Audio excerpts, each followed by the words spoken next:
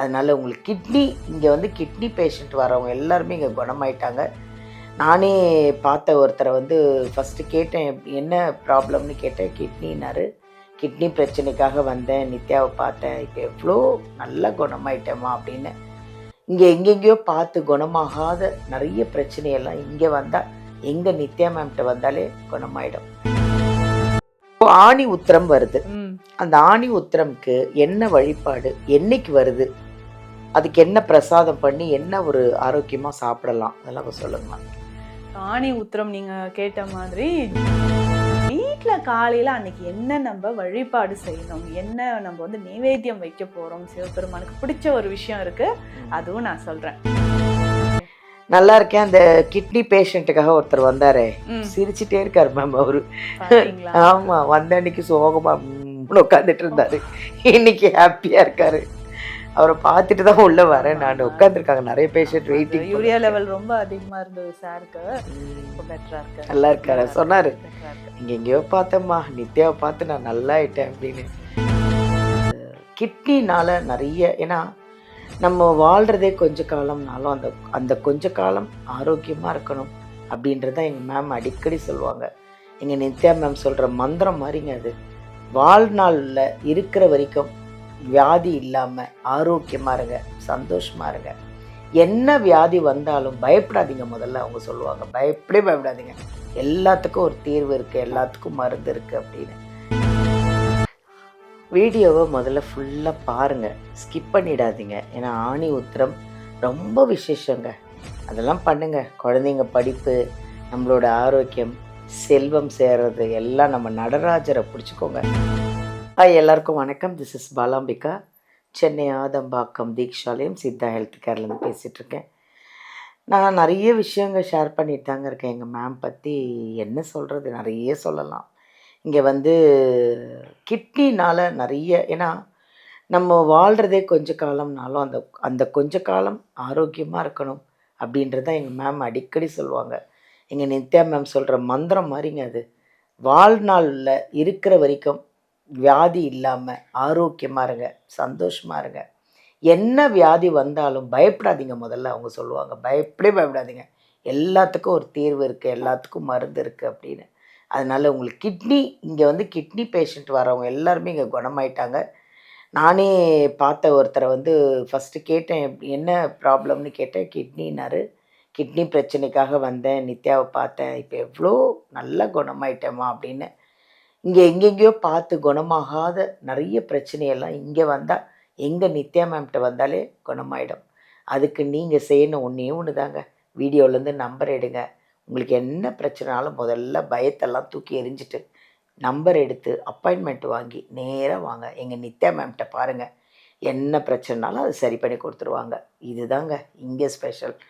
இது வந்து சும்மா இல்லைங்க. அவங்க வந்து சித்தர்கள் வழிபட்டு சித்தர்கள் சொல்கிற அந்த மருந்தை தான் உங்களுக்கு கரெக்டாக ஃபாலோ பண்ணி கொடுக்குறாங்க. அதனால தான் நீங்கள் குணமாயிடுவீங்க. நான் அழுத்த தீர்த்தமாக சொல்கிறேன், ரொம்ப அழுத்தமாக சொல்லிகிட்ருக்கேன். ஓகேவா?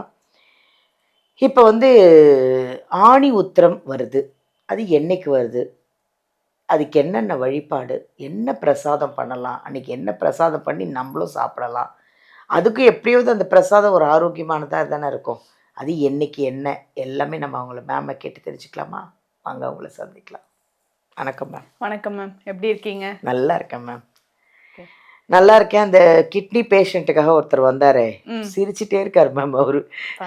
ஆமாம், வந்த அன்னைக்கு சோகமா உட்காந்துட்டு இருந்தாரு, இன்னைக்கு ஹாப்பியா இருக்காரு. அவரை பார்த்துட்டு தான் உள்ள வரேன் நான். உட்காந்துருக்காங்க நிறைய பேஷண்ட் வெயிட்டிங். யூரியா லெவல் ரொம்ப அதிகமா இருந்தது சாருக்கு, பெட்டரா இருக்காரு. நல்லா இருக்காரு. சொன்னாரு, இங்க எங்கேயோ பார்த்தேம்மா, நித்யாவை பார்த்து நான் நல்லா ஆயிட்டேன் அப்படின்னு. அது கேட்கும் போதே ஒரு ஆனந்தமா தான் நானும் உள்ள வந்து உட்காந்துருக்கேன். மேம், இப்போ ஆணி உத்திரம் வருது. அந்த ஆணி உத்திரம்க்கு என்ன வழிபாடு, என்னைக்கு வருது, அதுக்கு என்ன பிரசாதம் பண்ணி என்ன ஒரு ஆரோக்கியமா சாப்பிடலாம், அதெல்லாம் சொல்லுங்க மேம். ஆணி உத்திரம் நீங்க கேட்ட மாதிரி ஜூன் 22ஆம் தேதி வருது மேம், திங்கட்கிழமை. பாருங்க, திங்கட்கிழமை அப்படின்னாலே சிவபெருமானுக்கு உகந்த நாள். அன்னைக்கு ஆணி உத்திரம் என்னங்க சிறப்பு அப்படின்னா, நடராஜருக்கு சிறப்பு அபிஷேகங்கள் நடக்கக்கூடிய நாள். வருடத்திற்கு 6 முறை நடராஜருக்கு இந்த மாதிரி சிறப்பு திருமஞ்சனம் நடக்கும். அந்த அபிஷேகம் பண்றது பார்த்தீங்கன்னா பார்க்கறதுக்கே பக்தர்கள் அப்படியே கோயிலே இருப்பாங்க.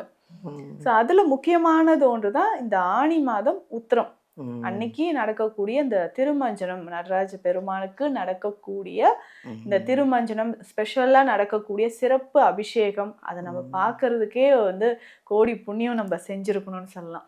ஸோ வீட்டில் காலையில் அன்னைக்கு என்ன நம்ம வழிபாடு செய்யணும், என்ன நம்ம நைவேத்தியம் வைக்க போகிறோம், சிவபெருமானுக்கு பிடிச்ச ஒரு விஷயம் இருக்குது, அதுவும் நான் சொல்கிறேன். இப்போ பார்த்தீங்கன்னா திங்கட்கிழமை காலையில் அந்த வழிபாடு செய்யக்கூடிய நேரம், வீட்டில் இந்த பூஜை செய்யக்கூடிய நேரம் பார்த்தீங்கன்னா காலையில் 9:30 to 10:30, காலை 9:30 மணிலேருந்து 10:30 மணிக்குள்ள காலையில் இது நம்ம செய்கிறோம். ஸோ என்னென்னா நம்ம வீட்டில் அதுக்கு முன்னாடி அபிஷேகம் செய்யணும், பூஜை அறையெல்லாம் சுத்தப்படுத்திட்டு, ஸோ இறைவனுக்கு மலர்கள் எல்லாமே சாத்திட்டு, நிறைய பேர் வீட்டில் சின்னதாக சிவலிங்கம் இருக்கும், சின்னதாக நந்தி வச்சுருப்பாங்க, பார்க்குறதுக்கே அழகாக இருக்கும். அதுக்கு நம்ம அபிஷேகம் செய்யலாம். என்ன அபிஷேகம் செய்யணும் அப்படின்னு கேட்டிங்கன்னா ரொம்ப முக்கியமானது பஞ்சாமிர்தம். பஞ்சாமிர்தம் பார்க்கும்போது இது உடலுக்கு நல்ல சக்தியை தரக்கூடியது, குழந்தைகளுக்கு வலிமை தரக்கூடிய ஒரு விஷயம். ஸோ பழங்கள் எல்லாமே சேர்த்து சுத்தமான நாட்டு சர்க்கரை, தேன் சேர்த்து செய்யக்கூடியது. நம்ம இது கோயிலுக்கும் இது நம்ம கொடுக்கலாம். ஸோ பஞ்சாமிர்தம் வீட்டில் செஞ்சு எடுத்துகிட்டு போய் நடராஜருக்கு நம்ம அந்த திருமஞ்சனம் நடக்கக்கூடிய சமயத்தில் கோயில்லையும் கொடுக்கலாம். ஸோ நம்ம பஞ்சாமிர்தம் வீட்லேயே செஞ்சு இந்த சிவலிங்கத்துக்கு நம்ம அபிஷேகம் செய்கிறது அன்னைக்கு சிறப்பு. பாலும் செய்யலாம், பால் அபிஷேகமும் செய்யலாம், நம்ம கோயிலில் பாலும் கொடுத்து அபிஷேகத்துக்கு பாலும் கொடுக்கலாம். ஸோ இது ரெண்டுமே ரொம்ப ரொம்ப முக்கியம் மேம். ஸோ அன்றைக்கி அந்த பஞ்சாமிர்தம் செய்து அதை அபிஷேகமாக செஞ்சு வீட்டில் இருக்கிற எல்லாரும் சாப்பிடும்போது உடலுக்கும் அது ரொம்ப நல்லது. ஆமாம். அடுத்தது பார்த்தீங்கன்னா இந்த பசு மஞ்சள் இருக்கு இல்லைங்களா, மஞ்சள் அப்படின்னு சொன்னாலே அவ்வளோ மகத்துவம் நிறைஞ்சது. ஸோ ஆன்மீகத்துக்கும் சரி மருத்துவத்துக்கும் சரி நிறைய எண்ணிலடங்காத மருத்துவ குணங்கள் மஞ்சளுக்கு இருக்கு. ஸோ அந்த பசு மஞ்சளை வாங்கி நம்மளே கையால் அரைச்சு, ஸோ அந்த மஞ்சளை நமக்கு சிவன் மேலே வச்சுட்டு ஒரு கொஞ்ச நேரம் நல்லா பிரார்த்தனை செஞ்சுட்டு அந்த அபிஷேகம் செய்யணும். அந்த மஞ்சளை எடுத்து நம்ம நெத்தியில வச்சுக்கலாம். உடல் முழுவதும் குழந்தைகளுக்கு நல்ல உடல் எல்லாம் நமக்கு தடவிட்டு குளியல் எடுத்துக்கலாம். அதுவுமே நமக்கு சிவனோட அருள் நமக்கு முழுவதுமாக கிடைக்கும். ஸோ அபிஷேக முறைனா இது நம்ம செய்யலாம். இல்லை வீட்டில் நமக்கு இந்த மாதிரி லிங்கம் இல்லை, என்ன பண்ணலான்னா நம்ம சிவனோட திருவுருவப்படம் வீட்டில் இருக்கும் இல்லைங்களா, அதற்கே நம்ம வழிபாடு செஞ்சுக்கலாம். ஸோ வில்வ இலைகளை நம்ம சிவனுக்கு மாலையாக கட்டி போட்டு இதை நெய்வேத்தியமாக இதை வைக்கலாம். பஞ்சாமிர்தம் பால் வைத்து நம்ம வழிபாடு செய்யலாம். இன்னொரு விஷயம் சொன்னேன் இல்லைங்களா, சிவபெருமானுக்கு ரொம்ப பிடித்த ஒரு நெய்வேத்தியம் இருக்கு அப்படின்னா களி. பச்சரிசி மாவாக செய்து அதுல நம்ம வெள்ளைப்பாகுல மாவை நல்லா கலந்து நெய்யில வறுத்த தேங்காய், முந்திரி, நெய் எல்லாமே சேர்த்து களியாக நம்ம செய்து வைத்து படைக்கணும். நம்ம சிவபெருமான் ஐயாவுக்கு ரொம்ப பிடிச்சதுன்னா இந்த களி தான். இதை செஞ்சு வச்சுட்டு பஞ்சாமிர்தம் வச்சுட்டு பால் வைத்து நல்லா நம்ம வழிபாடு செய்யணும். இப்போ காலையிலே 9:30 மணிலேருந்து 10:30 மணிக்குள்ள இந்த பிரார்த்தனையை நம்ம வீட்டில் செய்யலாம். கோயில்லையும் போயிட்டு அபிஷேகங்கள் சிறப்பு திருமஞ்சனம் நடக்கும், அதில் நம்ம கலந்துக்கலாம்.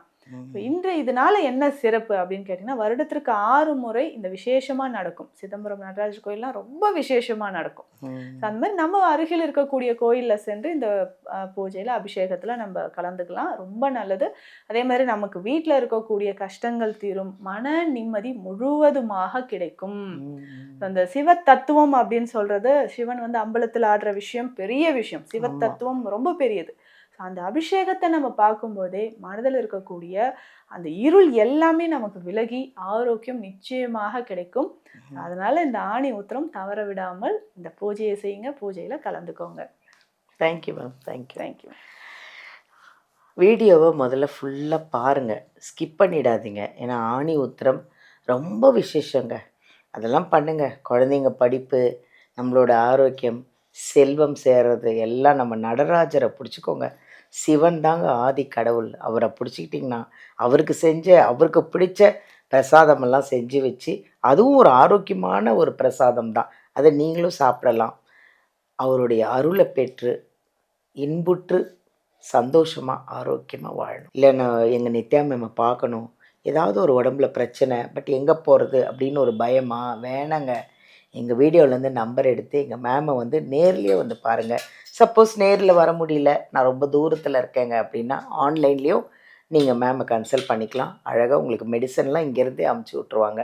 அதனால் எதுக்கும் கவலைப்படாதீங்க. ஆரோக்கியமாக சந்தோஷமாக இருக்கலாம். தேங்க்யூ.